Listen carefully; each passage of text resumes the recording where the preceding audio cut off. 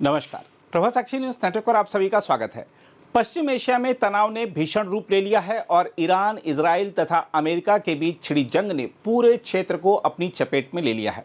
सोमवार को संघर्ष का दायरा अचानक बढ़ गया जब तेहरान समर्थित मिलिशिया भी खुलकर मैदान में उतर गई और हमलों का भूगोल कई देशों तक फैल गया।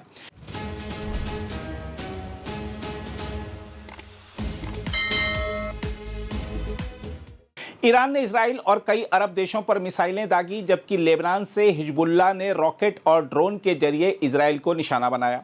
जवाब में इजराइल ने बेरूत के दक्षिणी उपनगरों और दक्षिणी लेबनान पर भारी हवाई हमले किए, जिनमें 31 लोगों की मौत की पुष्टि हो गई है। इजराइल ने 1 लाख से अधिक आरक्षित सैनिकों को जुटा लिया है और लंबे संघर्ष की चेतावनी दी है। इस भीषण टकराव की पृष्ठभूमि में अमेरिका और इजराइल द्वारा ईरान के सर्वोच्च नेता अयातुल्लाह अली खामेनेई की लक्षित हत्या को निर्णायक मोड़ माना जा रहा है। इसके बाद ईरान ने त्वरित प्रतिक्रिया देते हुए संवैधानिक प्रक्रिया के तहत अली रेजा अराफी को अंतरिम सर्वोच्च नेता नियुक्त किया ताकि सत्ता संरचना में निरंतरता का संदेश दिया जा सके। ईरानी अधिकारियों का दावा है कि अभियान शुरू होने के बाद से सैकड़ों लोग मारे गए हैं। ईरानी रेड क्रेसेंट के अनुसार 131 शहरों में हमलों के बीच कम से कम 555 लोगों की जान जा चुकी है। इजराइल में 11 और लेबनान में 31 मौतें भी दर्ज की गई हैं। उधर संघर्ष के बीच कुवैत में एक चौंकाने वाली घटना सामने आई है। अमेरिकी सेना ने कहा है कि सक्रिय युद्ध अभियान के दौरान कुवैत की वायु सुरक्षा ने गलती से 3 अमेरिकी F-15E लड़ाकू विमानों को मार गिराया। सभी 6 चालक सुरक्षित बाहर निकल आए और उन्हें बचा लिया गया। घटना की जांच जारी है। इस बीच तेहरान समर्थित समूहों द्वारा कुवैत स्थित अमेरिकी दूतावास परिसर को भी निशाना बनाए जाने की खबर है, जिससे क्षेत्रीय तनाव और गहरा गया है।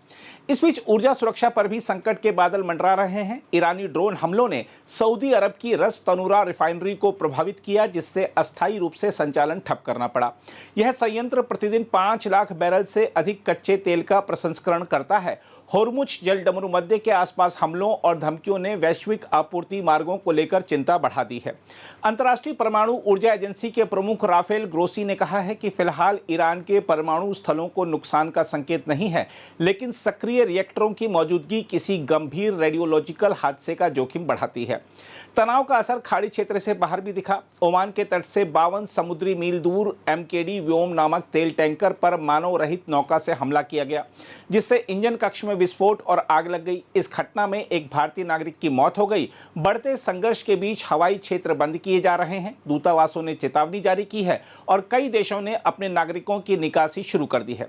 इस बीच ईरान ने इजरायली प्रधानमंत्री के कार्यालय को भी निशाना बनाने का दावा किया है। उधर वाशिंगटन और तेल अवीव को उम्मीद थी कि शीर्ष नेतृत्व को हटाने से ईरान की सत्ता संरचना दरक जाएगी, लेकिन तेहरान ने त्वरित उत्तराधिकार और सैन्य सक्रियता से संकेत दिया है कि व्यवस्था इतनी आसानी से बिखरने वाली नहीं है।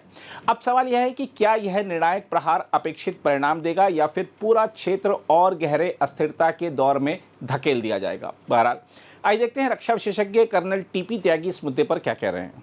देखिए, इस युद्ध में ईरान ने मिडिल ईस्ट के कई देशों के ऊपर वहां हमले किए जहां अमेरिकन बेसिस थे। कतर हो, कुवैत हो, बहरीन हो, लेकिन उसने दुबई में भी हमले किए। दुबई में तो कोई मिलिट्री बेस नहीं है, लिहाजा दुबई ने ये कहा कि हम रिटेलिएट करेंगे।